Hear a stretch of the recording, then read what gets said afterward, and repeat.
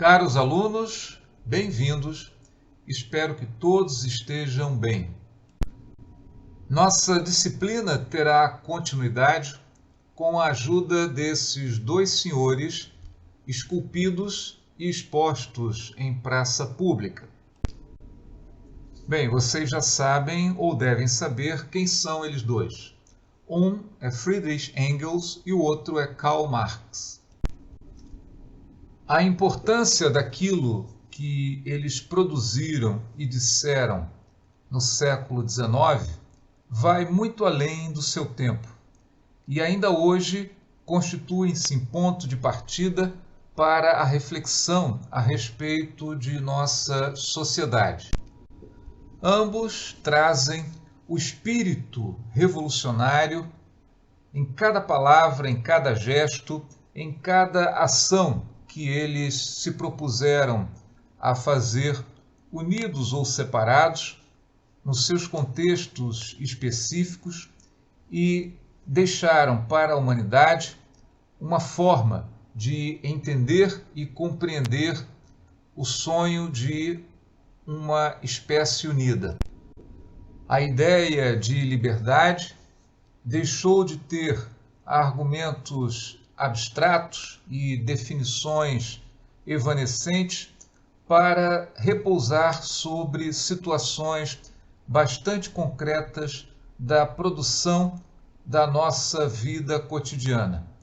A liberdade passou a repousar nos atos políticos ligados à produção da nossa vida diária. Perseguidos e banidos em várias situações numa Europa liberal, o interessante é que a morte deles dois não serviu como descanso para os seus perseguidores.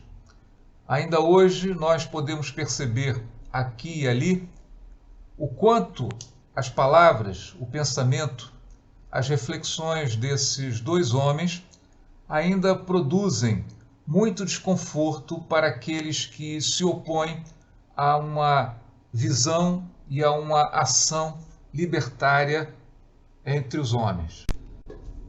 Pode parecer, pelo fato de ainda serem atuais e de poderem nos inspirar em termos das reflexões sobre a nossa vida no século XXI, que esses dois homens ultrapassem, digamos assim, a dimensão do seu tempo.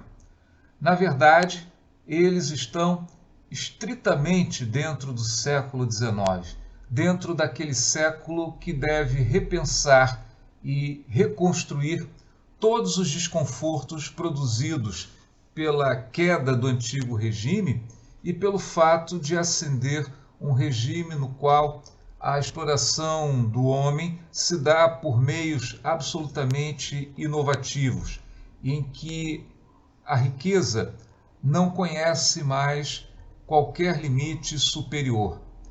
Esses homens, tal como muitos dos outros que nós relatamos nessa disciplina anteriormente, sentem esse desconforto de uma sociedade cada vez mais dilacerada, de um lado, pela miserabilidade de uma porção imensa da sua população e, pelo outro lado, pela situação oposta de um enriquecimento sem limite que permite um controle da sociedade através da riqueza.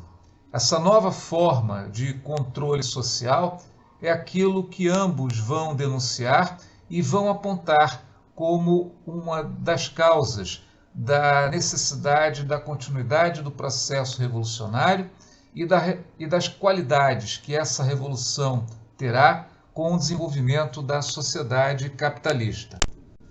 Marx e Engels são genuinamente do século XIX. Marx e Engels são frutos da Revolução Francesa e de todo o pensamento que daí advém e explode. Tal como Hannah Arendt havia advertido, Marx é um teórico revolucionário. E a gente pode dizer que Engels também é um teórico revolucionário. Embora sempre se pense Engels como um par menor, um acompanhante de Marx, na verdade ambos têm um peso absolutamente igual na produção desse discurso que é conhecido como discurso marxista. O fato de ainda termos como referência Marx, Engels, John Stuart Mill e, para alguns aspectos, o próprio positivismo, significa apenas que o século XIX ainda está imensamente dentro das nossas concepções e das nossas práticas. A bem dizer, no início do nosso curso, eu havia dito que Eric Hobsbawm havia criado um longo século XIX, da Revolução Francesa até o início da Primeira Guerra Mundial. Eu diria que nas condições em que nós hoje vivemos, em termos das reflexões e dos conceitos que usamos para perceber e encarar a sociedade atual, o século XIX ainda não acabou sob muitos aspectos. A própria questão da revolução, permanentemente sendo contida, permanentemente sendo vigiada por aqueles que detêm o poder, mostram muito bem que a questão da transformação, da mudança e da liberdade que se quer para tornar o homem livre, para fazer com que a sua imaginação, que todo o seu potencial se desenvolva, ainda tem restrições por parte daqueles que, para continuarem vivendo como vivem, devem restringir e eliminar essa visão de liberdade. Bem, senhores, como vocês podem perceber, este é Karl Marx. Essa não é uma foto muito divulgada.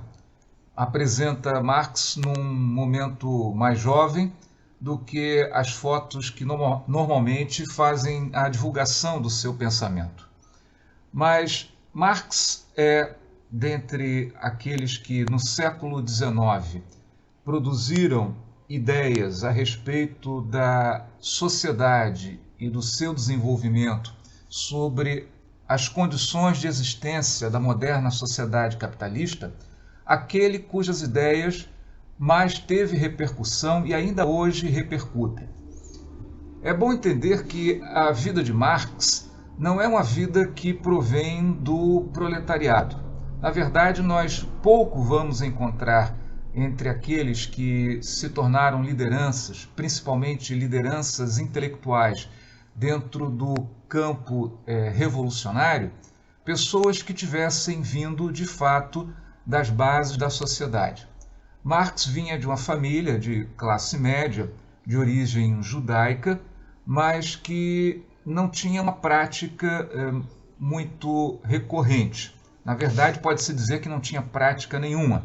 Afinal de contas, o pai de Marx, para assumir um cargo público, teve que se converter ao cristianismo, principalmente na forma como ele era praticado na cidade de Treves, no Reno.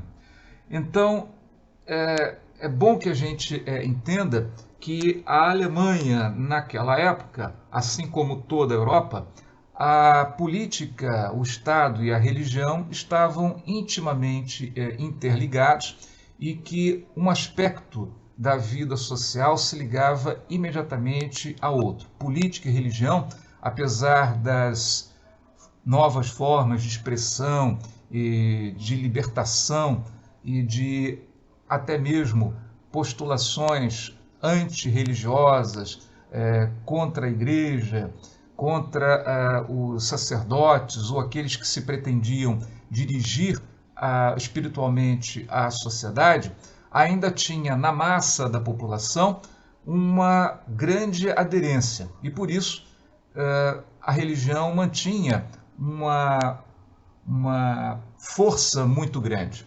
Por isso, para que pudesse assumir um cargo público, o pai de Marx converteu-se ao cristianismo. Oficialmente, né, mesmo que talvez do ponto de vista da prática religiosa, o pai de Marx não fosse lá um judeu talvez praticante, digamos assim. Embora quando se fala em judaísmo não se fala da mesma forma que no cristianismo. Ou seja, o fato de ser judeu não é apenas uma questão religiosa, mas é uma questão também de relações ou de uma condição étnica. Bem, Marx cresce, portanto, num ambiente que, na cidade em que ele nasceu, Treves, é uma cidade que vive os impulsos da Revolução Francesa, mas, ao mesmo tempo, tem os elementos da reação de uma Europa antiga ainda, de uma Europa fundamentada nos preceitos do antigo regime. É, portanto, uma cidade que vive uma dicotomia em termos dos seus humores e da sua evolução intelectual. De um lado, o desejo pelos novos tempos prometidos pela Revolução Francesa e, de outro, a existência de um Estado que controla completamente as formas de organização material da sociedade.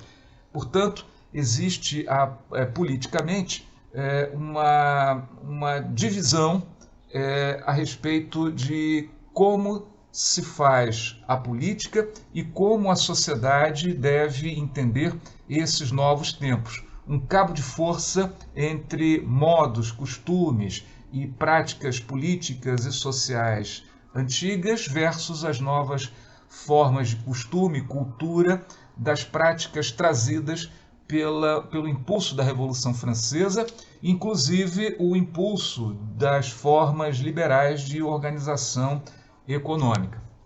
E, nesse aspecto, parcelas da sociedade daquela região do Reno fazem as suas opções. Em geral, a classe média faz uma opção, às vezes bastante discreta, pelo liberalismo adventício, porque esse liberalismo ele trazia também uma promessa de maior participação, de maior penetração desse grupo social dentro do processo de decisão política. Daí porque o liberalismo ocupa, de certa maneira, os corações desses grupos de classe média e classe média alta versus os grupos que controlavam mais tradicionalmente as sociedades das pequenas regiões, principados que existiam na Alemanha. Essa, digamos assim, esse é o mundo em que Marx nasce e vive. O próprio pai de Marx dá a Marx uma educação liberal. E, de certa maneira, essa educação liberal, nós vamos ver, não é uma carta, né, um cheque em branco para que Marx possa fazer o que bem quer da sua vida, mas foi uma maneira de introduzir o filho dentro dos novos tempos, e que Marx abraça, né, de maneira bastante clara, porque, afinal de contas, para as sucessões geracionais, todas as formas de discurso libertário, de discursos de autonomia, sempre são bem-vindas, sobretudo quando esses discursos eles trazem a lembrança ou a força, né, de eventos como a Revolução Francesa, da qual nós já falamos bastante. Entretanto, esse impulso, digamos assim, de uma visão mais liberal da sociedade não chega a ponto de permitir que Marx fizesse tudo o que quisesse da sua vida. Marx se apaixonou, né, na sua juventude por uma mulher de uma classe, digamos assim, de um patamar social mais elevado. E isso criou um certo conflito entre os pais, tanto de Marx quanto da moça, e fez com que, de certa maneira, por muitos anos, Marx adiasse um enlace definitivo com essa mulher da pequena nobreza. E é interessante notar que, embora Marx fosse de uma categoria, de uma classe média mais alta, né, dentro dos padrões tradicionais das sociedades alemãs, né, significava ainda uma distância social muito grande com relação àquela pequena nobreza. Mas a menina, né, parece que realmente estava muito apaixonada, né, por Marx, tanto assim que ambos viveram a vida inteira juntos e finalmente, né, passando por dificuldades tremendas, não é difícil notar que uma mulher de alta classe que poderia ter as suas necessidades materiais satisfeitas facilmente, tivesse vivido muitas vezes na agrura, na penúria, às vezes passando até mesmo fome ao lado do seu marido, né, continuasse com ele por toda a vida. Então a gente pode dizer, de certa maneira, que Marx teve muita sorte, não do ponto de vista material, mas do ponto de vista pessoal e amoroso, no seu enlace com essa mulher. E a gente vai perceber que ele, durante toda a vida, também sempre foi muito grato e amoroso com relação à sua vida com ela.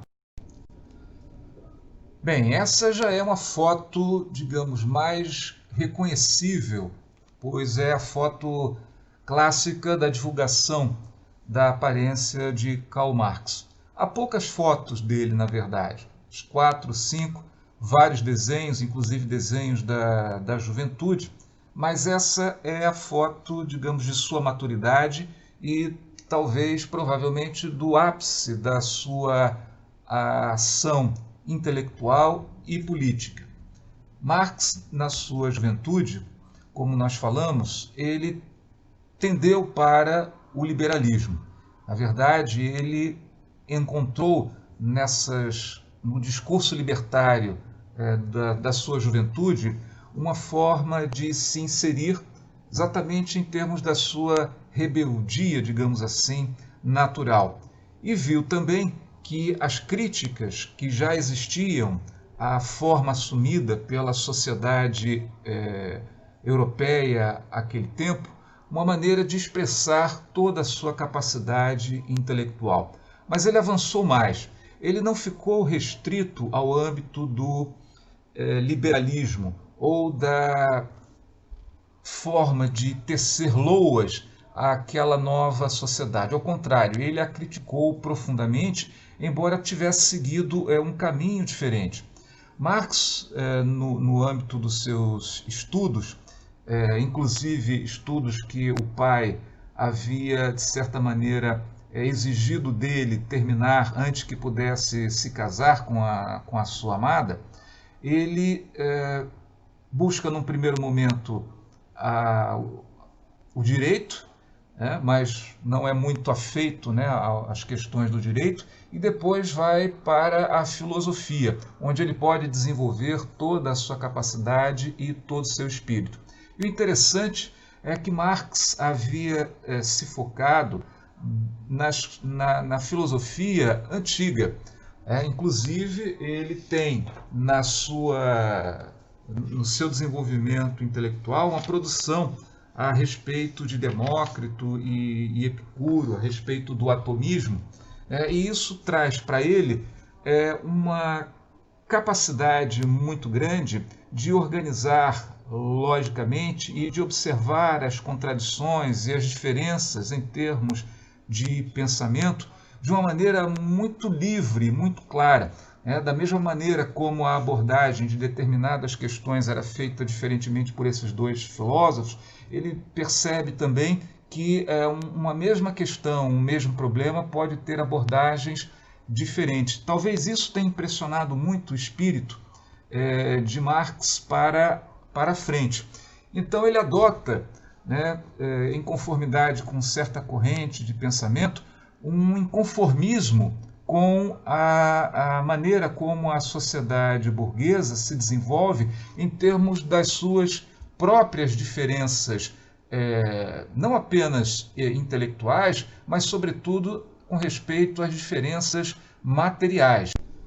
A juventude de Marx era tomada de um panorama político ainda por uma luta entre os modos antigos de organizar a vida política na sua rigidez, determinando que grupos sociais poderiam ou teriam condições de decidir questões políticas importantes, e, ao mesmo tempo, um constante processo sucessivo de levantes e de exigências, consoante com a ideologia liberal de que os homens agora estão libertos das amarras políticas da sociedade do antigo regime, mas que, na verdade, ainda se mantinham afastados do processo político em função exatamente das distâncias que eles possuíam em termos da sua vida econômica.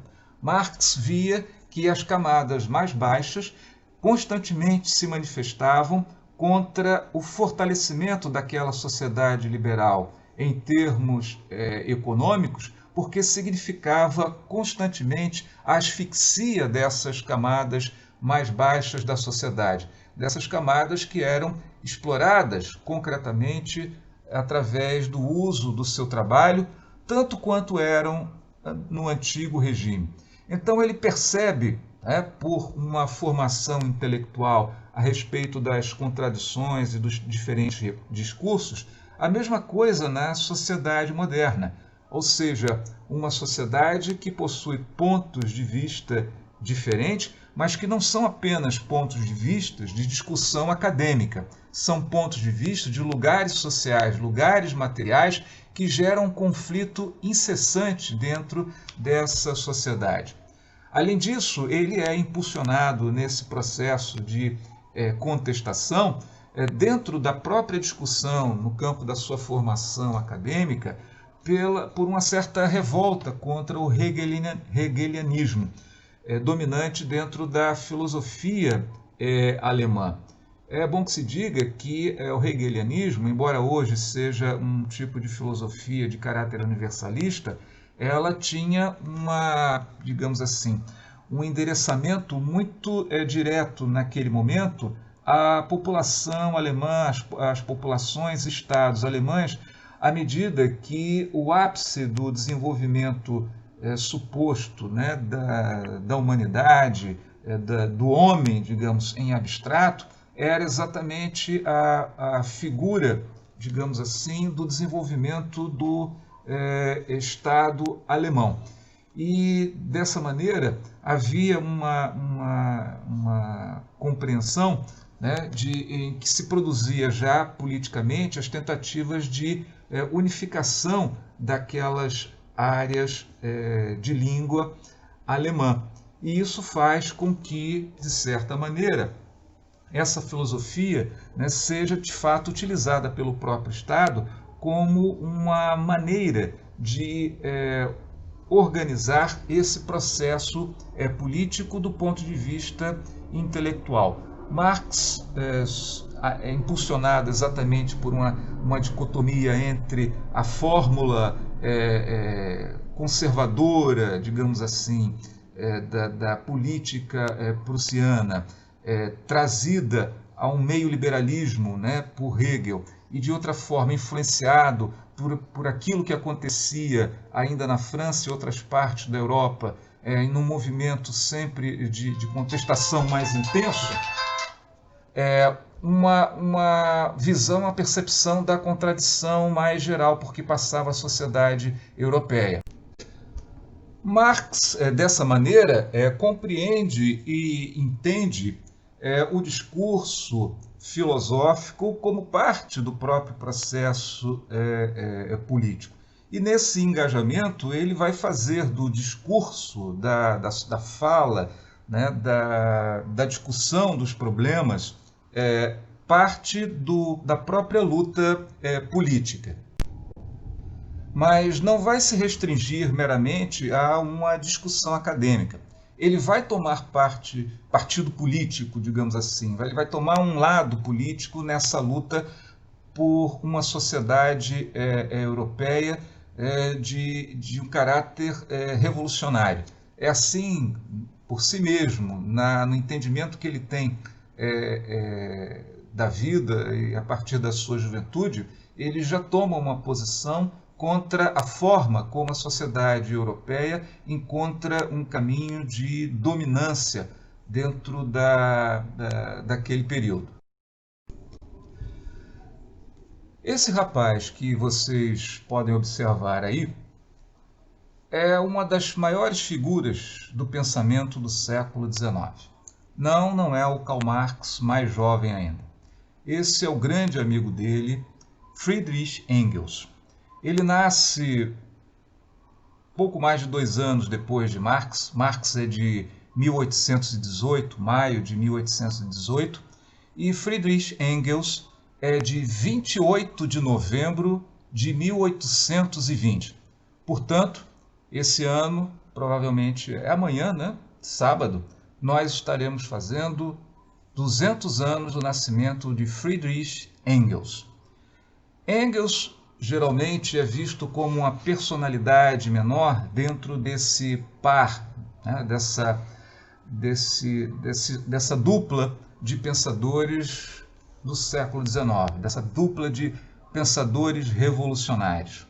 Entretanto, nós precisamos relativizar essa maneira de entender o papel de Engels dentro desse contexto. Engels tem uma vida e uma origem completamente diferente. Ele nasce rico, seu pai, na verdade, muda-se para a Inglaterra, onde o ambiente para negócios era muito mais aberto e, portanto, de certa maneira, ele tem uma vida inicial mais fácil. Tanto quanto Marx, ele tem uma predileção pela especulação, pela filosofia e uma mente extremamente aberta para as condições nascentes da nova sociedade. O pai é um industrial e, dessa maneira, a posição do próprio Friedrich Engels é a posição de um industrial, de um homem que, em vista da sua posição de classe, ele era um explorador do trabalho da classe operária. Entretanto, ele não teve, né, do ponto de vista da sua juventude, uma ação no sentido de dirigir os negócios do pai. Portanto, de certa maneira, apesar de um conflito latente entre pai e filho, um conflito geracional que é muito comum, ele pôde se posicionar de uma maneira completamente diferente dentro do ambiente da sociedade europeia dessa primeira metade do século XIX. Ele viu as contradições e as formas que, assumidas pela sociedade europeia, levavam a uma constante miserabilização da classe proletária, da classe trabalhadora. E ele colocou a sua inteligência no sentido de dissecar exatamente as causas efetivas desse processo, visto que, quando entendido pelo discurso liberal e da economia política, na verdade, esse era um processo absolutamente natural e universal de funcionamento da sociedade. E aí que da sociedade humana em geral. E aí que entra uma questão interessante, porque na formação intelectual do Friedrich Engels, ele também partilha, digamos assim, da crítica feita a Hegel pelos novos hegelianos, por aqueles que, assumindo determinados aspectos da postura filosófica de Hegel, alguns enveredaram pelo caminho da crítica e da fundamentação hegeliana, ou seja, na maneira como Hegel tentava provar as suas teses. E, embora ele de início não fosse um hegeliano, um novo hegeliano, ele era alguém que, tendo entendido a crítica dos hegelianos, ele passou a ver os novos hegelianos também sob uma forma crítica, percebendo que a própria crítica a Hegel tinha a falta de uma autocrítica desses hegelianos, no sentido de que procurava-se, através desses herdeiros da filosofia de Hegel, encontrar uma maneira de fundamentar de maneira melhor do que Hegel fez as teses a respeito do desenvolvimento das sociedades, ou seja, uma teoria da história, uma teoria do conhecimento, uma teoria da realidade. E a crítica era exatamente com relação a Hegel, de que ele colocava essa realidade do ponto de vista abstrato.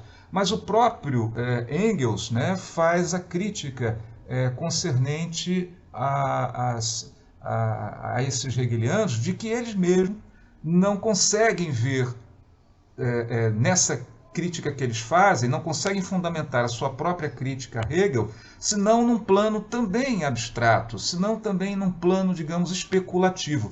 E essa é uma questão interessante, porque Engels ele vai passar a observar a sociedade europeia por aquilo que ele conhece principalmente na Inglaterra, dentro desse processo, o próprio discurso da sociedade moderna, através do seu discurso mor, que é o discurso a respeito da sociedade civil como o conceito fundador da modernidade, da sociedade burguesa, da sociedade capitalista, e como esse discurso, que se apresenta como um discurso universalista, como a forma de se entender toda e qualquer maneira de uma sociedade humana proceder, como, na verdade, um discurso universalista, ele tem um caráter absolutamente particularista, como ele é absolutamente limitado a condições específicas, históricas, e, portanto, a própria teoria, né, da economia política, ela que pretende ter uma universalidade, ela é, na verdade, uma forma particular de organizar e de ver o mundo.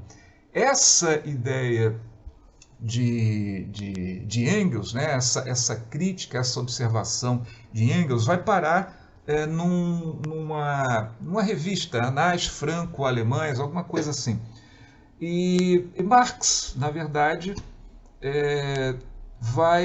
que também escrevia, né, para essa revista, vai ler com muito interesse essa visão do Engels. Principalmente porque Engels, ao afirmar esta particularidade, afirmava também que a sociedade burguesa, a visão de qualquer sociedade humana como sociedade civil, dentro do escopo da sociedade civil, dentro do conceito de sociedade civil, na verdade não era o fim, não era o final do desenvolvimento ou a forma acabada e mais ampla, universal e liberta da vida social. Na verdade, era uma forma de aprisionamento. E Engels via que o operariado, a classe operária, tinha ainda um papel de fazer um outro momento de libertação mais à frente, né? À medida em que a superioridade atual, né? Atual quer dizer naquele momento e hoje em dia também, desse conceito de sociedade civil, é uma forma particular do desenvolvimento do homem. Olha, essa ideia de Engels vai influenciar muitíssimo o pensamento de Karl Marx, e Karl Marx, a partir de então, vai assumir o estudo e o entendimento dessa noção de sociedade civil a partir do discurso da economia política como seu objeto efetivo de estudo. Portanto, vemos que Engels não tem um papel menor dentro desse conjunto e dentro dessas ideias de Marx e Engels. Ambos trabalham juntos, muitas vezes produzindo separadamente artigos, algumas vezes não concordando com um ou com outro aspecto, mas, em geral, ambos trabalham conjuntamente para produzir o que depois ficou conhecido como um pensamento marxista, ou o pensamento marxiano, como agora se tornou comum falar, separando os escritos e os ditos de Marx e Engels daqueles seus intérpretes posteriores. Então, é preciso reavaliar essa ideia que nós temos de que apenas Marx tem um papel fundamental dentro dessa produção. Ambos produzem juntos. E é interessante notar que os dois têm admiração mútua, né, pela capacidade intelectual um do outro. Tanto assim que toda a produção de Marx, que havia sido, digamos assim, enterrada nos seus papéis, nas suas, digamos assim, nos seus estudos preparatórios de obras que ele faria, na verdade, precisou que Engels organizasse para a publicação. É interessante notar que boa parte da publicação que hoje nós consideramos como fundamentos, né, dos estudos de Marx, da produção de Marx, na verdade foi organizado por Engels. Portanto, a produção, né, de Marx é também uma produção de Engels. Engels não é apenas um divulgador de Marx, um amigo de Marx, mas é também um coprodutor das suas ideias. Bem, a relação entre ambos não foi meramente uma relação acadêmica ou de interesse político, ou muito menos pouco além da relação formal. Ambos se relacionavam, inclusive, do ponto de vista familiar. Essa foto mostra as famílias de Marx e de Engels.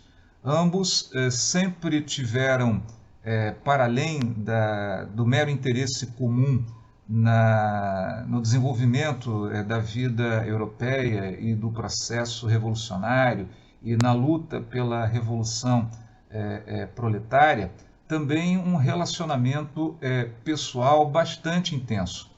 Às vezes em que Marx, porque se negava a ter qualquer outro tipo de trabalho que não fosse o trabalho intelectual, precisou ser ajudado por Engels financeiramente, inclusive para que pudesse comer e pôr alimentos na mesa à sua família. É interessante a gente observar porque pouco se fala a respeito dessas vicissitudes, né, de um homem como Marx, que facilmente poderia ter uma posição dentro da sociedade europeia se defendesse os valores e os interesses dominantes. Entretanto, ele se colocou numa posição que foi na posição daqueles que estão submetidos à força do domínio dos interesses principais, das forças principais daquela sociedade europeia, capitalista, burguesa. Então, a família de Marx teve que constantemente viajar, fugida, né, de diversos lugares da Europa, primeiro da sua terra natal, depois da França, depois para Bruxelas e finalmente vai a Londres. E mesmo assim, Marx e Engels estavam sempre presentes, se comunicando. Engels sempre que podia, salvando Marx das piores condições, mas nunca desistindo de uma luta, né, pela mudança e pela revolução, pela libertação geral da humanidade, e não apenas pela liberação e constituição de um novo poder político. É bom que a gente observe que essa parceria se dá no campo pessoal, no campo do pensamento intelectual, mas se dá também no âmbito político. Ambos participaram das principais formas de organização da vida proletária, do operariado europeu, que naquela época se via como um operariado internacionalizado. E é interessante isso porque o caráter universal da condição, aquela época, fazia com que pouco do operariado visse a sua função dentro de um contexto nacional. Isso só foi sendo produzido ao longo do tempo, separando inclusive o próprio operariado. Mas naquele momento inicial do século XIX, não se via propriamente, necessariamente, como uma condição inextricável o fato de que os interesses do operariado em qualquer parte da Europa ou qualquer parte do mundo constituía o mesmo interesse contra um interesse também burguês em cada situação.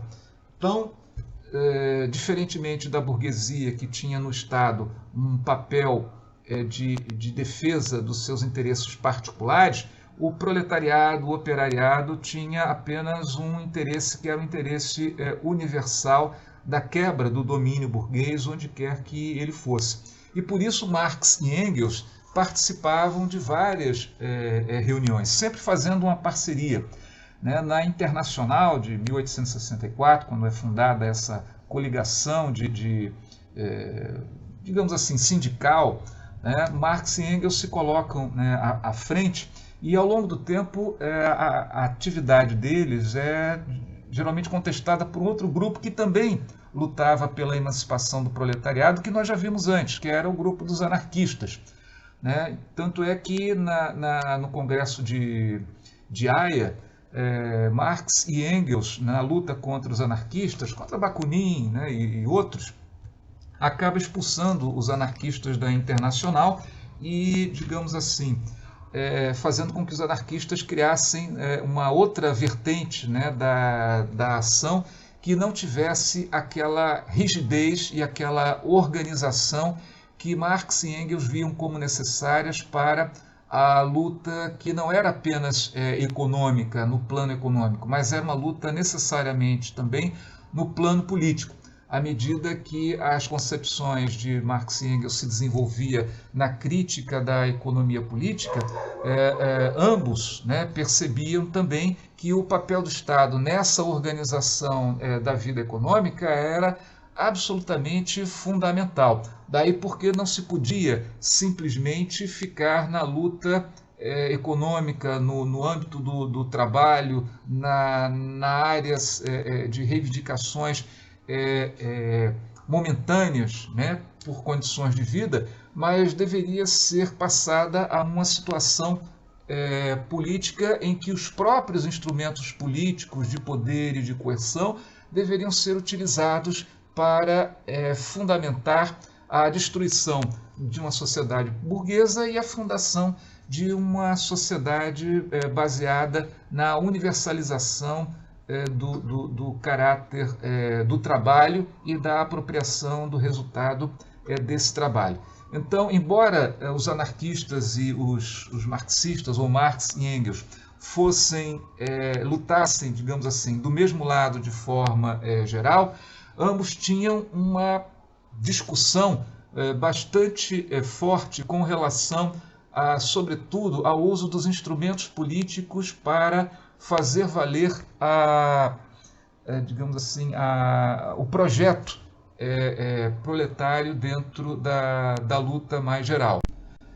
Essa parceria, portanto, foi uma parceria extremamente produtiva no sentido de consolidar, formatar uma parcela, uma vertente da luta proletária no século XIX, mas ao mesmo tempo base e fundamentação para processos revolucionários que acabaram instaurando, inclusive, sistemas políticos e de Estado, principalmente a partir do século XX, embora tenha inspirado alguns movimentos, como a Comuna de Paris, etc., a qual os anarquistas também participaram, mas principalmente no século XX, a instituição da União Soviética, que mudou bastante a face do mundo, e ainda hoje, apesar do refluxo, parece bastante sólida para fazer ainda a crítica da sociedade em que nós vivemos, onde as capacidades de produção da moderna sociedade aumenta numa razão em que a própria capacidade de satisfação das necessidades básicas e fundamentais de uma parte imensa da humanidade ainda continua exígua, tendo como resultado a apropriação, digamos assim, por uma parcela cada vez menor, né, do sistema de produção burguês, da riqueza que é produzida pelo conjunto da sociedade. Então, essa forma de existência não ultrapassou a crítica de Marx e de Engels. Ainda hoje, as suas formas de crítica, elas são completamente pertinentes à sociedade em que nós vivemos. O aspecto da fundamentação da ciência, a expansão da capacidade produtiva de satisfação e a contradição com a apropriação do resultado dessa produção e da possibilidade de satisfação das necessidades sociais, ainda é uma forma bastante clara de que o discurso de Marx e Engels são discursos atuais para que possamos entender e compreender o funcionamento dessa sociedade que é a sociedade capitalista, a sociedade burguesa, a sociedade de contradições fundamentais no que diz respeito à situação do homem no mundo. As ideias de Marx e Engels, elas buscam, antes de tudo, desvendar o funcionamento da sociedade burguesa, do sistema capitalista. Antes de produzir qualquer ideia sobre como seria o futuro da humanidade, ou como seria o comunismo, como seria o socialismo, Marx e Engels dedicam-se a desvendar, a desmascarar as ideias que a sociedade burguesa produz sobre si mesma, no intuito de acobertar as relações, as verdadeiras relações existentes entre as suas partes. Principalmente porque a sociedade burguesa se vê como o ápice do desenvolvimento da espécie humana como um todo, como a forma mais acabada, mais aprimorada do desenvolvimento da espécie. E não apenas um desenvolvimento até agora, mas o próprio desenvolvimento geral que a espécie humana pode obter. Assim, a ideia de ser o top da humanidade, de que a sociedade civil, que é o conceito central da sociedade burguesa, é a forma mais elevada de organização humana, não é apenas uma ideia que ficou restrita ao século XIX ou aos primórdios de funcionamento da sociedade burguesa para jactar-se de suas excelências. Na verdade, ainda hoje, nós temos esse discurso de que a fórmula da sociedade burguesa, a ideia de sociedade civil, é a maneira mais elevada de desenvolvimento da humanidade. Ou seja, essa forma particular de ser do homem como a forma final do próprio homem. Essa característica, digamos, do discurso sobre a sociedade civil, nós ainda vemos em produções intelectuais, né, digamos assim, sobre o fim da história, por exemplo. Quando a União Soviética ruiu, produziu-se um conjunto imenso de ideias a respeito do futuro da humanidade. E um dos discursos que mais circulou foi o do fim da história, no sentido de que não há mais para onde ir a humanidade, não há mais progresso que a humanidade possa fazer que já não tenha sido atingido pela sociedade burguesa. Assim, não é à toa que o conceito de sociedade civil e tudo aquilo que envolve a ideia de sociedade civil no âmbito do seu desenvolvimento a partir, sobretudo, das teorias propostas pela economia política, pelo funcionamento da sociedade no âmbito da economia política, que nós sabemos muito bem tem a sua origem no próprio desenvolvimento material específico de uma Inglaterra no século XVII. Vocês devem se lembrar do segundo tratado sobre o governo civil, quando Locke desenvolve a ideia de que o esforço humano é a legitimação da apropriação e que a partir desse processo de apropriação pelo esforço, as trocas se fazem por uma certa equivalência de pessoas, de homens que são capazes, uns de trocar o trabalho e outros de trocar produtos, permitindo, portanto, que todos tenham condições equitativas e equivalentes de sobreviver na superfície da Terra, na Terra, mesmo que um ou outro elemento desse necessário à sobrevivência possa faltar a alguns homens e sobrar em outros. É exatamente esta tensão de um lado e de outro que permite, através da troca, que todos tenham tudo do que precisam. Essa concepção de Locke avança até o ponto de que quando um homem compra o trabalho de outro, compra, digamos assim, também o resultado de seus frutos. Então, o fruto de trabalho de um homem nada mais é do que a extensão daquele que comprou esse trabalho, que comprou esse esforço, e, portanto, pertence a quem comprou. Então, essa ideia, que é uma ideia bem fundamentada já no século XVII, vai evoluir até o final do século XVIII, num conjunto de práticas que serão codificadas por Adam Smith nas suas ideias sobre a riqueza de nações. E essa codificação é que vai passar ao final do século XVIII e início do século XIX e até hoje, como a economia política e depois simplesmente como economia.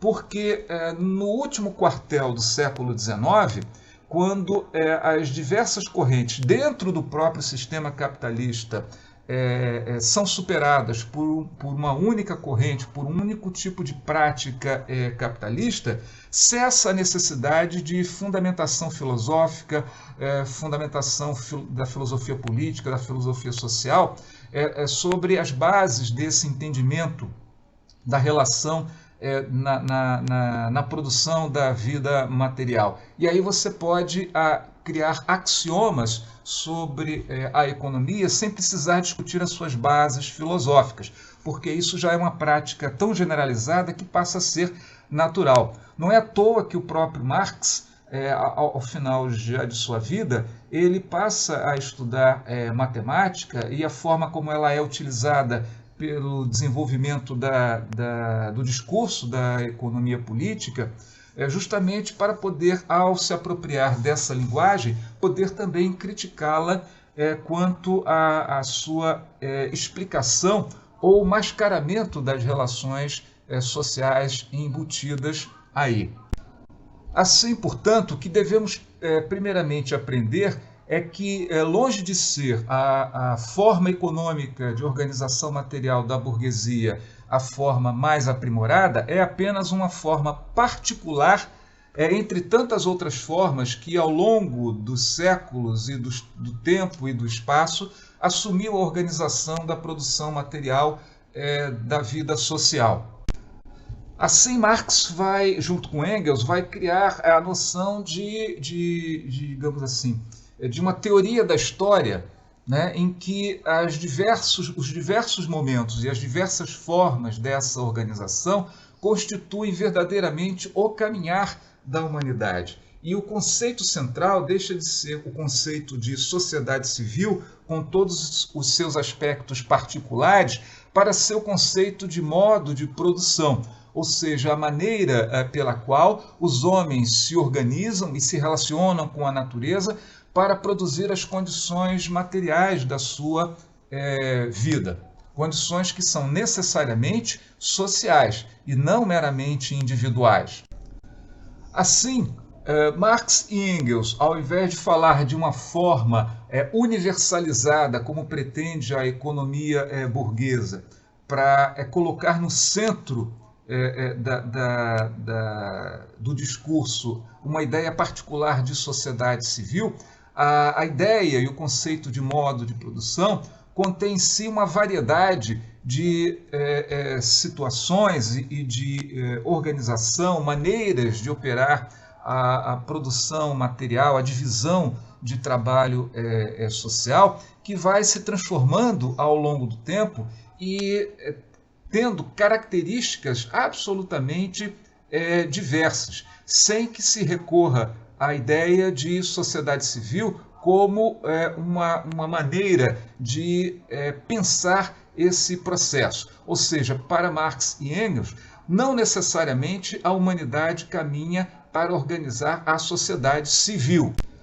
Nesse sentido, a teoria da história é a teoria das diversas maneiras de organizar, né, essa divisão do trabalho e de organizar a distribuição do produto do trabalho social. Cada um deles com a sua particularidade, com as suas contradições e tendo nas suas relações internas e externas os móveis para a sua transformação. Dentro desse contexto, então, você tem modo de produção antigo, modo de produção primitivo, modo de produção medieval e, obviamente, o modo de produção burguês, o modo de produção capitalista. Esse é, de fato, o cerne e o objeto do estudo de ambos, ou seja, observar e entender o funcionamento específico desse modo de produção. A cada maneira de se organizar a divisão do trabalho social terá de corresponder uma maneira específica de entender essa divisão, de pensá-la como alguma coisa adequada a essa divisão. Daí porque Marx fundamentar a ordem social no modo de produção e que, a partir dessa organização, que é a própria vida material da sociedade, cada um de nós vive em função daquilo que a sociedade pode nos oferecer e produzir. E nós vivemos para produzir também para a sociedade, no sentido de que nós estamos interagindo constantemente em conjunto com outros homens para metabolizar, essa é uma palavra que Marx usa, metabolizar a natureza e para sobreviver. Nós modamos a natureza, nós usamos os recursos da natureza, mas não os usamos individualmente, usamos socialmente. O nosso trabalho individual, isolado, de nada vale se não for complementado e organizado em conjunto com o trabalho de outros homens. Portanto, o nosso trabalho não tem nenhum sentido isoladamente, individualmente, apenas no conjunto do trabalho de todos os homens.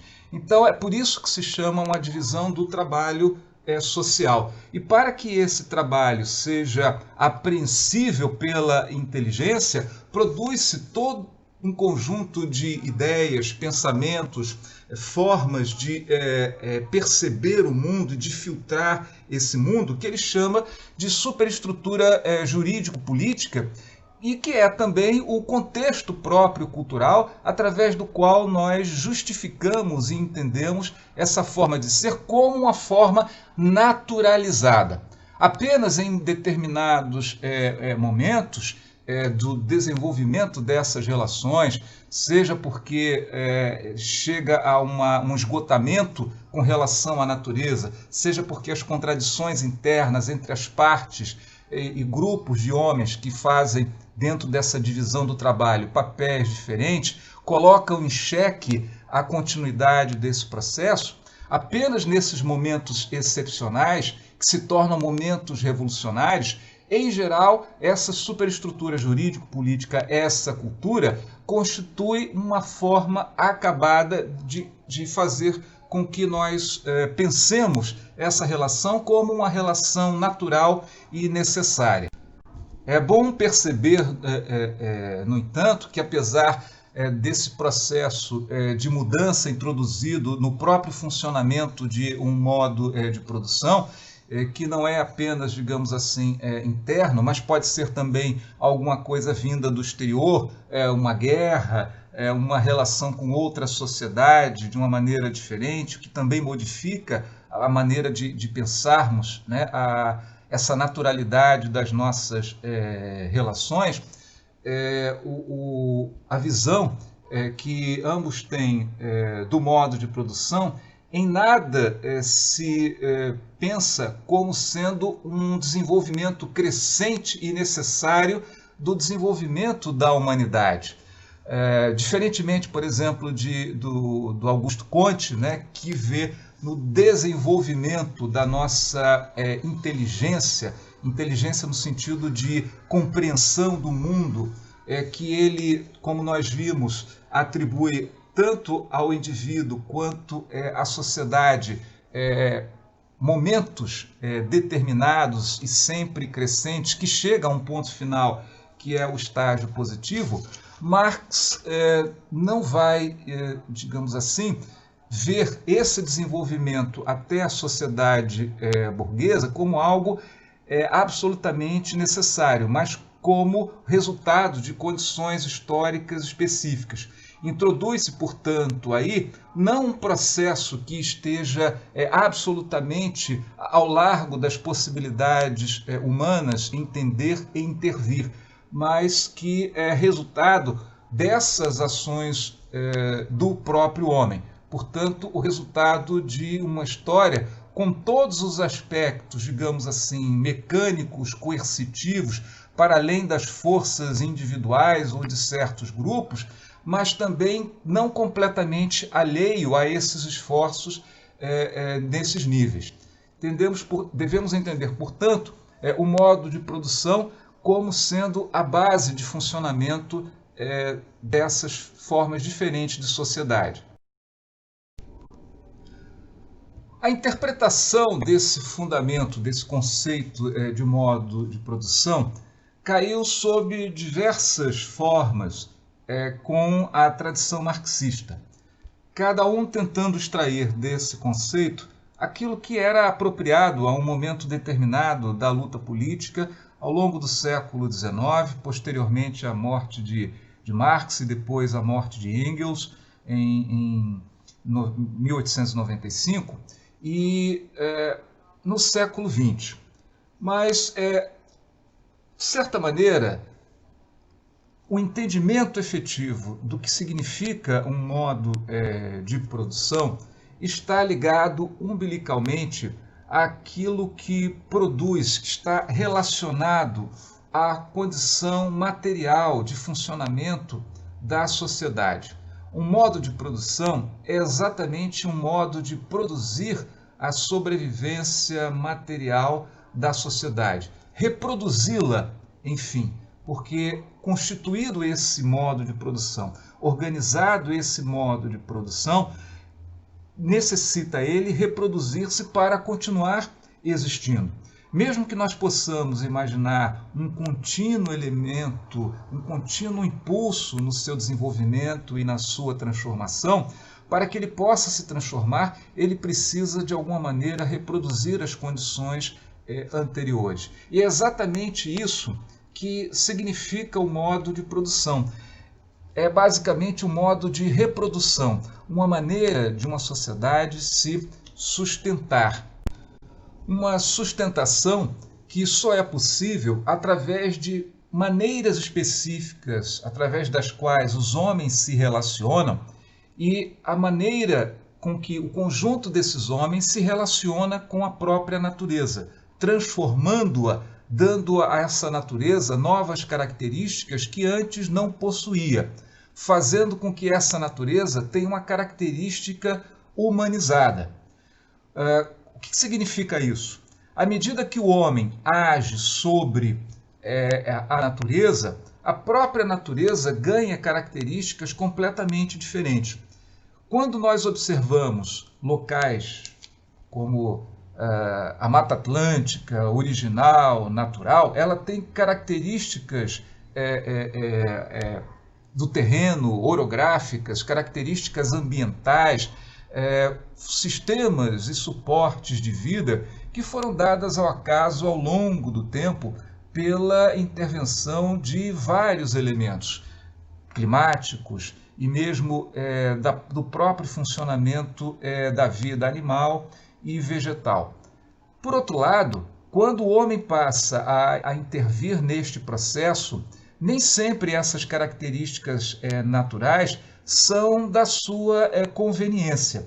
Então, essa capacidade que o homem tem, que a espécie humana tem, de se organizar para mudar essas características a seu favor, constitui exatamente o fundamento da existência desses modos de produção.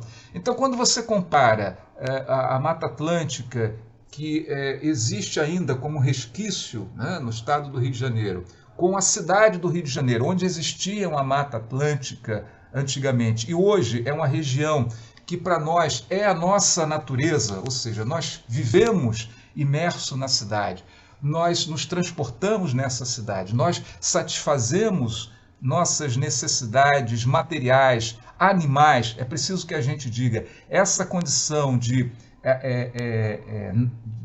natureza, né, da material, é a nossa própria condição animal, a necessidade de alimentos, a necessidade de abrigo, a necessidade de proteção com relação a uma série de inconvenientes que a natureza também traz.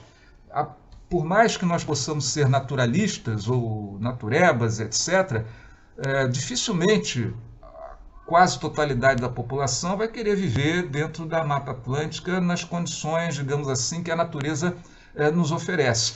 Nós, de fato, até preferimos, né, uma natureza alterada, que é aquilo que nós temos nas cidades, nas vilas, né, e mesmo nas situações de campo, em que essa própria natureza não é exatamente aquilo que o homem faz.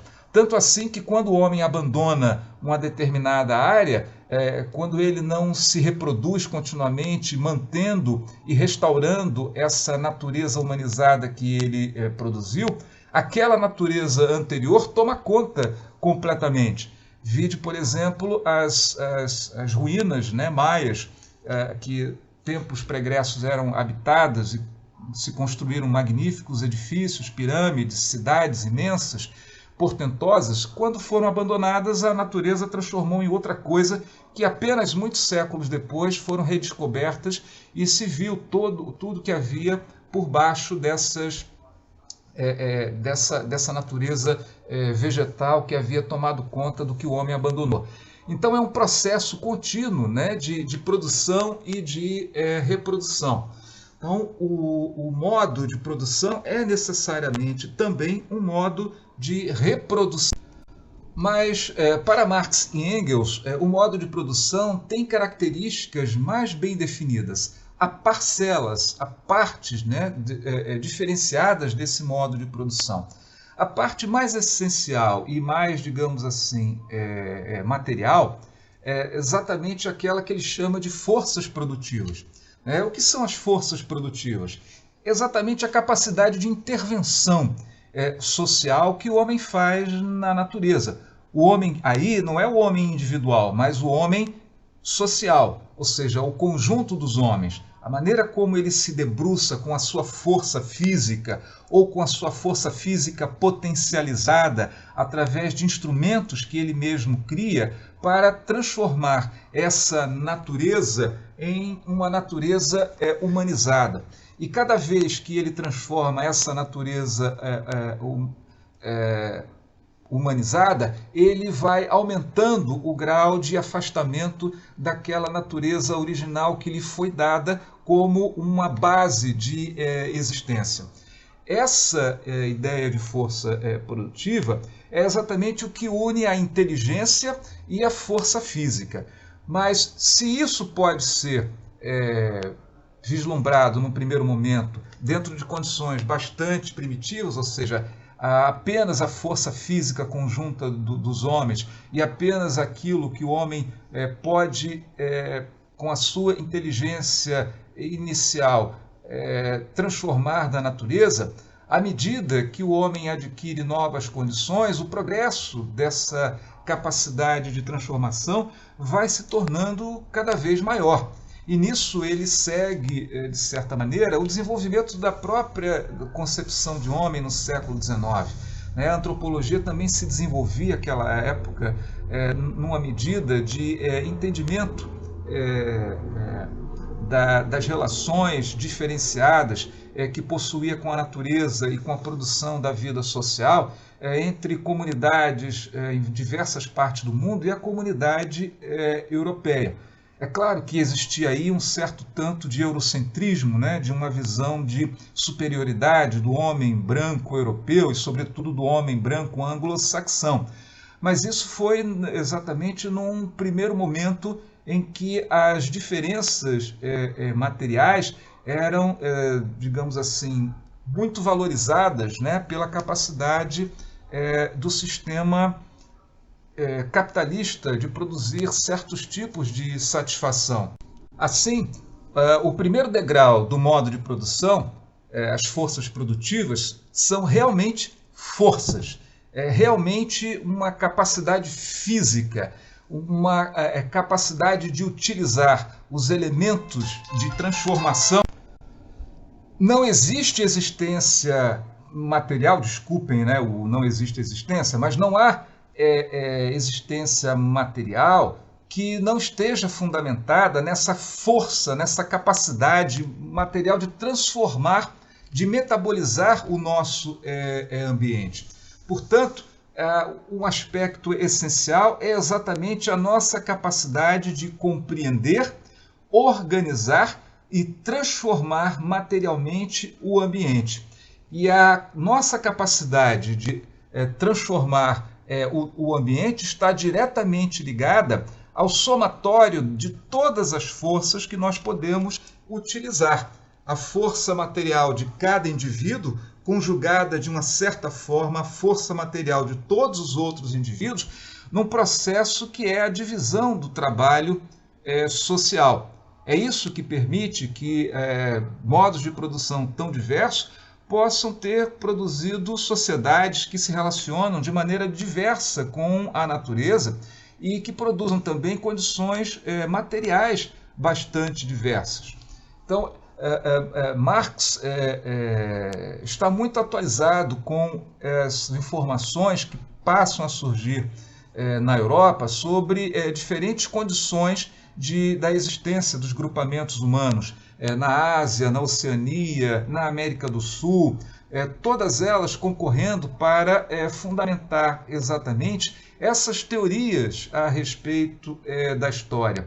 Tanto a teoria da história de um liberalismo, quanto a teoria da história positivista, quanto a própria teoria da história do marxismo, que ele vai retirar para provar o seu processo, digamos assim, de que a formulação do liberalismo é uma formulação particular e não universal, como pretendiam os liberais do seu tempo. Assim, força produtiva é tudo aquilo que é utilizado, que é empregado no processo efetivo de produção, que tem um resultado material bastante concreto. Mas no modo de produção existe também um outro aspecto, que são as relações de produção. Assim, quando nós empregamos as nossas forças, nós não a empregamos de uma maneira qualquer, mas de uma maneira organizada. À medida que a organização dessa produção vai se configurando num processo continuamente reproduzido, isso tem implicações nas relações que os homens mantêm entre si. Vai, de certa maneira, cristalizando determinadas relações que vão separando parcelas dessa comunidade com algumas atividades e muitas vezes caracterizando essas funções como funções que têm um papel às vezes privilegiado dentro do próprio processo de reprodução. Assim, nós vamos encontrar aí, nas relações de produção, uma categoria, digamos, mais elevada, fixando exatamente essas relações, o emprego, né, daquela força em relações um tanto mais abstratas. Ou seja, as relações de produção passam a se classificar por categorias de pessoas que desempenham funções específicas dentro desse processo de produção. Portanto, o modo de produção não é apenas o processo físico em si, necessariamente é o processo físico, mas também é a organização desse processo físico que se fixa em formas mais abstratas para a sua reprodução. O modo de produção, então, fundamenta aquela superestrutura jurídico-política, fundamenta, portanto, a consciência social. Nós tomamos conhecimento do mundo exatamente porque nós produzimos um determinado mundo. Portanto, a produção é imediatamente uma relação de consciência. Ao produzir, nós realizamos a nossa consciência e não apenas uma produção material. E nesse aspecto há vinculações exatamente entre o real e o pensamento contido dentro da especulação filosófica de Hegel. Mas a gente não vai voltar a Hegel, né? Pelo menos não nesse processo aqui. O que nos interessa, de fato, é explicar esses elementos de fundamentação dessa compreensão da história, porque ele, ao final, vai desembocar exatamente nos requisitos, né, da ação política de Marx e Engels. Aqui, nesse outro quadro, nós temos um detalhamento, né, do que significa forças produtivas. Obviamente, elas significam a força e a capacidade física dos homens, mas não apenas diretamente sobre a natureza, com as suas mãos, com o seu esgotamento físico, mas já também com um conjunto de elementos e de ferramentas, como, por exemplo, o trabalho acumulado em ferramentas. Porque toda ferramenta que existe em algum processo produtivo, qualquer que seja o modo de produção, ela foi, antes de mais nada, produzida e serviu como um elemento para produzir ou outras ferramentas ou algum produto desejado à reprodução do homem. Então, nesse contexto aí, força produtiva também é o trabalho acumulado, é o acesso às matérias-primas, porque você só tem um modo de produção quando você também tem formas específicas em que você desenvolve essa capacidade de mudar a natureza. Num local onde você não tem pedras, você não vai poder construir monumentos de pedras, né? A não ser que você tenha, por outro lado, uma extensão tão grande dessa organização social que em algum ponto geográfico dessa organização você pode ter acesso a essa matéria-prima, né? A Amazônia, por um lado, é um lugar onde você dificilmente vai encontrar, perto dos grandes rios e daquelas áreas mais habitadas, algum morro pedregoso.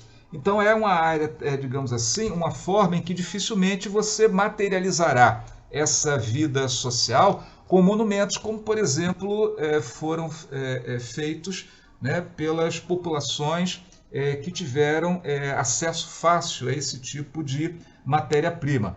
Portanto, o homem sempre metaboliza apenas o ambiente ao qual ele tem acesso. Ao mesmo tempo, as comunicações são importantes. À medida que se desenvolve a comunicação, o homem também tem acesso a determinadas bases materiais, a determinadas matérias-primas que antes não possuía. E isso, de fato, muda a relação do homem com a natureza, porque ele tem contato com uma nova natureza. Então, o desenvolvimento das vias de navegação, o desenvolvimento dos meios, né, de navegação, barcos, navios, o trem, as estradas, tudo isso transforma efetivamente a capacidade do homem em se debruçar sobre a natureza com a sua força específica. Na verdade, inclusive a própria proporção entre o trabalho vivo, ou seja, o trabalho que efetivamente produziu algo novo, e aquele trabalho morto, que é uma das maneiras pelas quais o Marx chamava o trabalho inserido dentro já de um produto, né? É também uma parte, né, dessa condição de forças produtivas, porque uma coisa é você produzir com as suas próprias mãos. Num segundo momento, você já produziu algo com o uso de uma ferramenta, o que lhe permitiu produzir um pouco mais.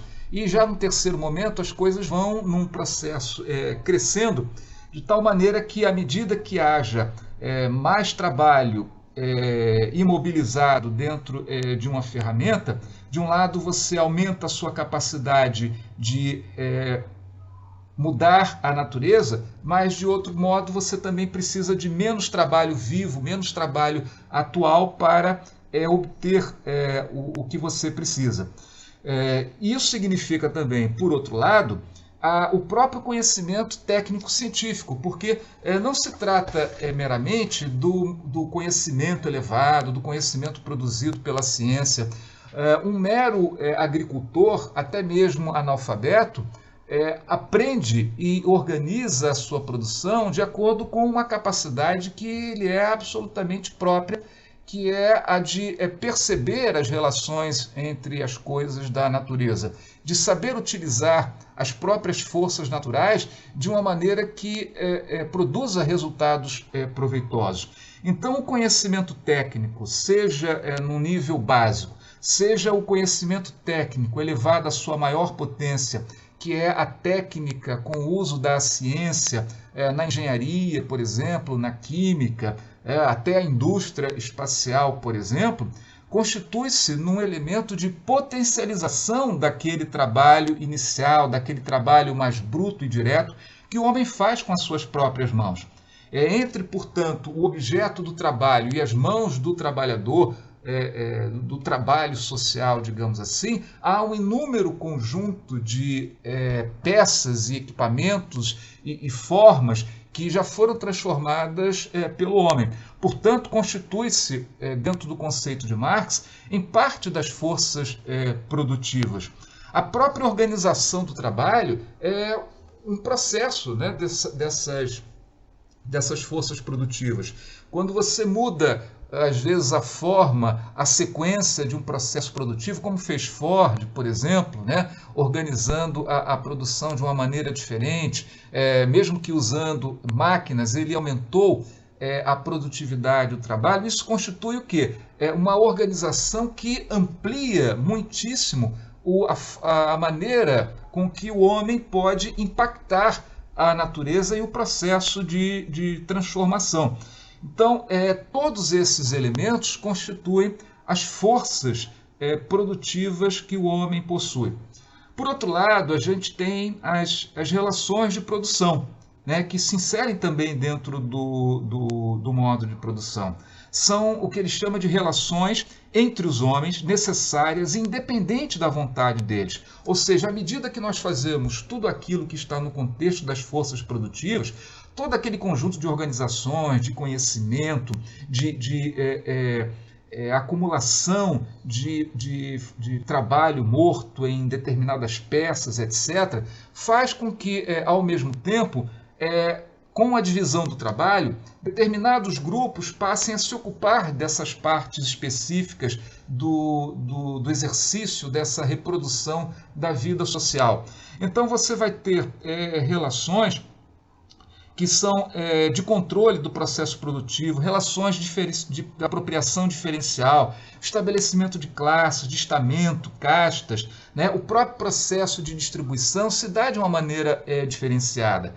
Então, os homens que conseguem desenvolver uma inteligência no sentido de aprender melhor a organização são colocados ou são postos numa posição em que eles melhor desenvolvem né, a produção em geral. Uma pessoa com a capacidade científica, uma capacidade de organização técnica, posto à direção do trabalho físico de outros homens, produz, do ponto de vista social, uma potencial capacidade de desenvolvimento e de consecução do trabalho muito maior do que se você colocasse uma pessoa que não tem o mesmo descortino, o mesmo entendimento, a mesma esperteza, digamos assim, para aquela atividade. Então, essas diferenças que vão se produzindo ao longo do próprio desenvolvimento das forças produtivas criam as relações de produção, criam aqueles lugares específicos que vão se cristalizando e vão separando os homens dentro dessas novas categorias. Então, uma classe se torna detentora do controle do processo produtivo, apropria-se, por exemplo, do trabalho morto, enquanto outras ficam na dependência do seu trabalho físico.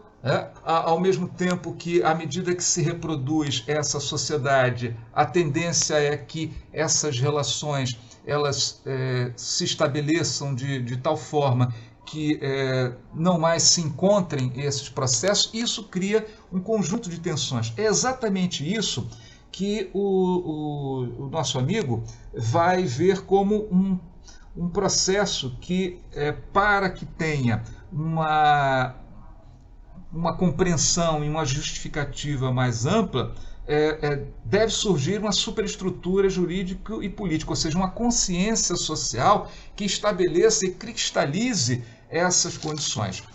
Marx não vai criticar,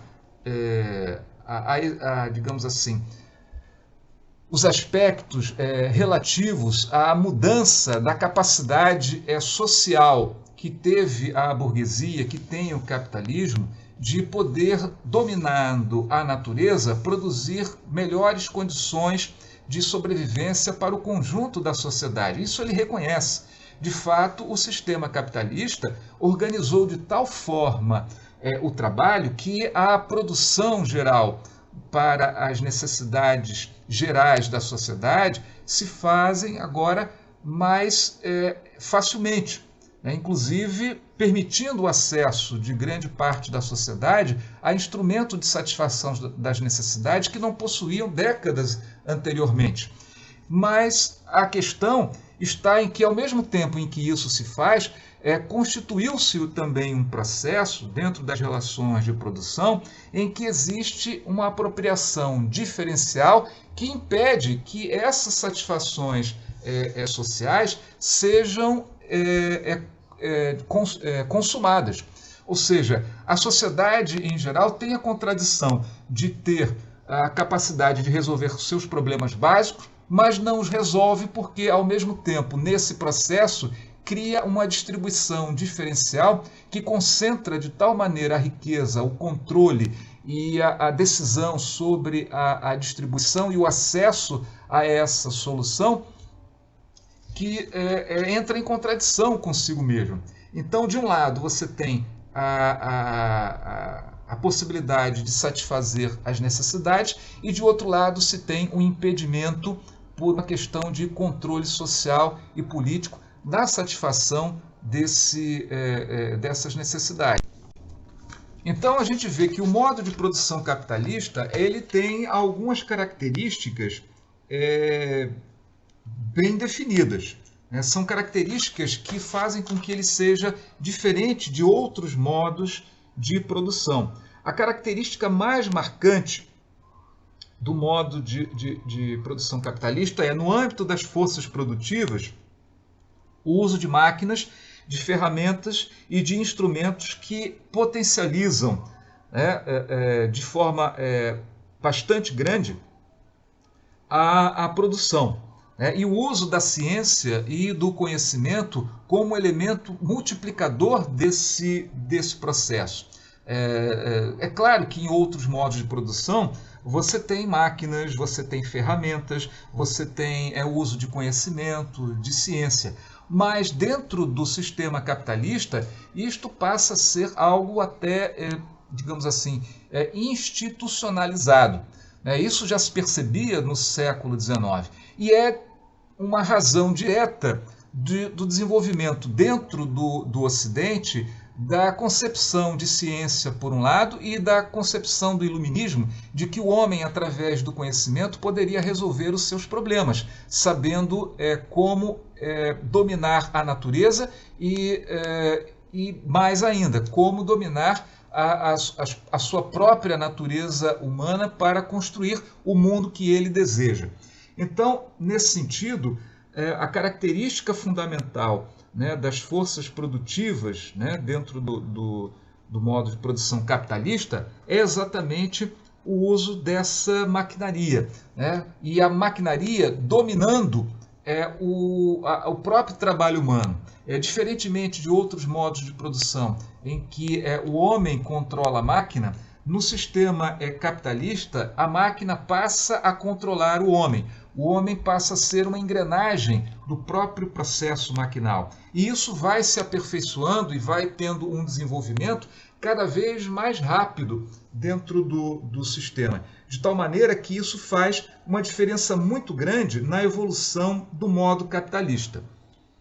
Por outro lado, as relações de produção, elas se desenvolvem no sentido de que a produção é cada vez mais para o mercado. Diferentemente de outras formas em que uma parcela do trabalho e da produção ela era para consumo próprio e, portanto, não entrava dentro de um processo de troca, no sistema capitalista a característica fundamental é exatamente produzir para o mercado, mas produzir para o mercado num processo de separação constante do produtor direto, ou seja, daquele que põe o seu trabalho físico, não importa com o uso de que potencial de máquinas, mas que põe diretamente o seu trabalho físico dos meios de produção, dos meios de trabalho, ou seja, dessa maquinaria.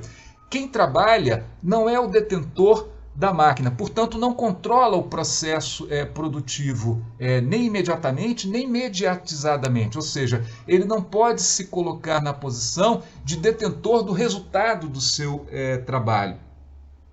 E esse trabalho que ele exerce é um trabalho que é uma mercadoria em si mesma dentro desse sistema. E por isso ele recebe precificadamente digamos assim, um determinado valor que é chamado de salário. Essa característica é a característica fundamental do processo capitalista, que é a produção para o mercado, a separação do produtor direto dos meios de trabalho e o trabalho como mercadoria. Bem, como é que a gente deve entender essa característica da produção para o mercado, ou seja, da cada vez maior socialização do processo de trabalho?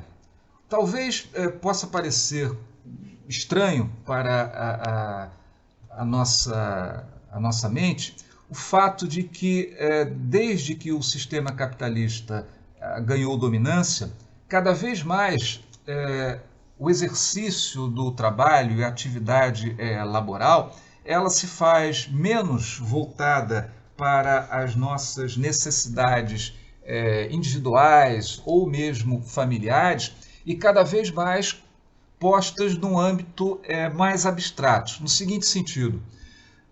Quando você exerce uma atividade de trabalho para produzir alguma coisa do seu gosto, ou seja, produzir, sei lá, um cachecol, quem sabe fazer tricô, crochê, bom, eu não sei qual é a diferença de um para outro, mas usando aquelas agulhinhas para fazer algum tipo de produto, e você o faz para si mesmo ou para doação, esse tipo de atividade não é uma atividade que você possa dizer de caráter capitalista. Ela só tem o caráter capitalista quando exatamente ela é feita para satisfazer alguma utilidade dentro do sistema de mercado. Quando você deixa de trabalhar pelos seus próprios meios, sustentar a sua vida, e trabalha para satisfazer uma determinada necessidade de outros que muitas vezes você sequer conhece e adquire, supostamente por uma equivalência de outros, os elementos que você não consegue produzir para si num processo de troca, no mercado. Isso se constitui efetivamente no sistema de mercado, né? Só que o sistema capitalista, diferentemente de outros mercados que sempre existiram na história da humanidade, generaliza esse trabalho de tal forma que cada vez mais as pessoas se desligam de um trabalho para si para se dedicar mais completamente ao trabalho social. Veja, por exemplo, que num primeiro momento são os homens que exercem algum tipo de atividade laboral nas pequenas fábricas, na grande indústria, e em um outro momento, principalmente com a Primeira Guerra Mundial, quando os homens vão para a guerra, e as mulheres passam a substituir os homens na atividade fabril, e que as mulheres são, portanto, reconhecidas como capazes de fazer o mesmo trabalho que os homens e produzir as necessidades da mesma forma que os homens, em alguns aspectos, em algumas fábricas, em algumas atividades, até melhor do que os próprios homens, que nós vamos entender esse processo de socialização cada vez maior e de produção para o mercado. Ou seja, o homem e a mulher, absorvidos agora na produção social, deixam de ter tempo para produzir para si mesmo. Produzem numa atividade para outrem e compram no mercado aquilo que antes faziam para si. Então as mulheres, as pessoas em geral, mas as mulheres, né, que foram as últimas a serem engolfadas dentro desse processo capitalista e que transformou e que modificou completamente a nossa noção a respeito da vida social e do papel, digamos assim, que homem e mulher têm no contexto da sociedade, também criou uma forma mais clara de nós percebermos a absorção que o mercado vai continuamente fazendo das nossas atividades.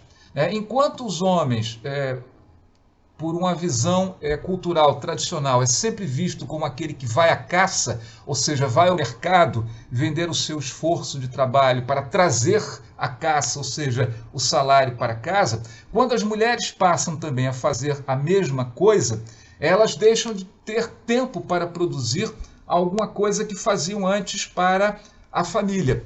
E esse tempo que é consumido, né, não estou aqui em discussão do trabalho duplo ou triplo que as mulheres às vezes têm de fazer em casa. Isso é uma consequência ainda da nossa visão cultural que ainda não se adaptou a esses novos tempos, né, em que o papel da mulher não é diferente do papel do homem no que diz respeito à sua relação com a produção material da vida social.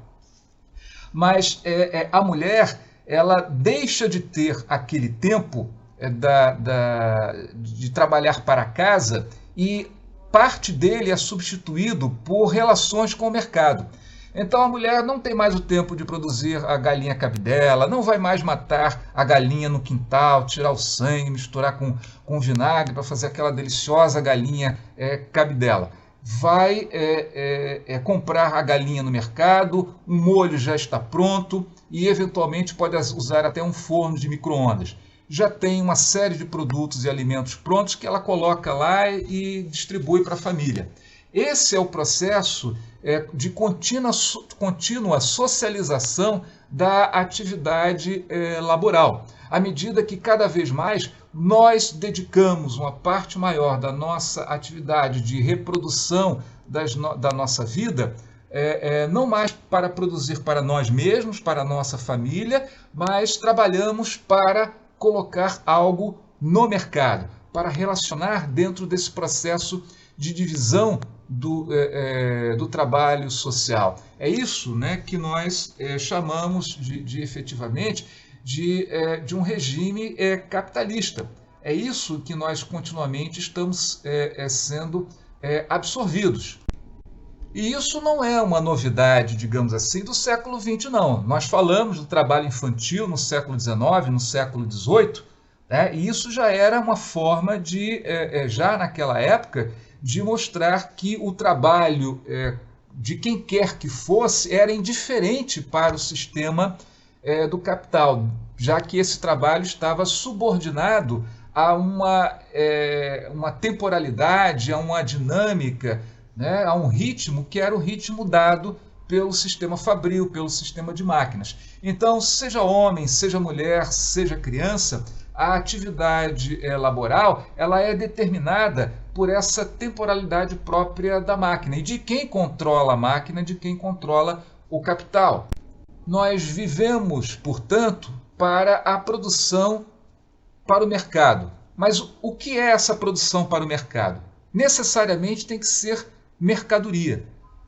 Não existe outro produto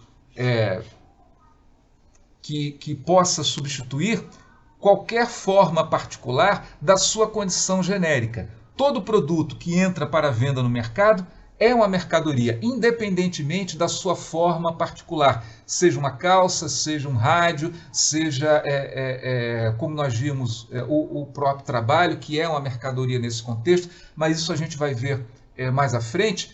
Nós temos uma ideia de que o conjunto dessa produção, o resultado dessa produção, da divisão do trabalho, da produção do trabalho social, dessa divisão do trabalho, é exatamente a produção de mercadoria. É isso que o sistema capitalista faz, produz mercadorias. Existe exatamente para isso.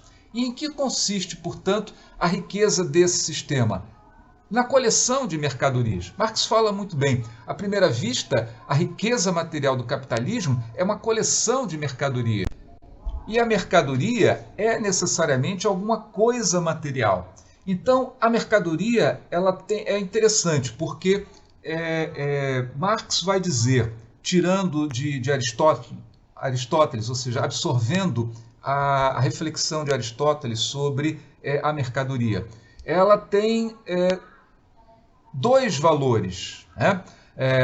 Um valor que é o material mesmo, ou seja, ela tem uma composição que é a utilidade dessa composição da matéria, né? O couro ou a pedra ou um plástico, ou a forma desse plástico, aquilo que esse produto material pode produzir para o nosso interior. Tem, portanto, uma utilidade material intrínseca à sua forma e à sua matéria, mas também tem uma utilidade para a troca. Ou seja, há um aspecto aí dessa matéria, dessa utilidade material, que lhe é acrescido pelo simples fato desta matéria estar posta para o mercado. Marx, com Aristóteles, distingue essa utilidade material intrínseca e uma utilidade que é a utilidade de troca, que vai se perfazer no âmbito de uma equivalência nesse mundo específico que é o mundo do mercado. E aí nós vamos entender dois aspectos dessa utilidade. Um é a utilidade material intrínseca, que tem um valor de uso, o valor para o qual essa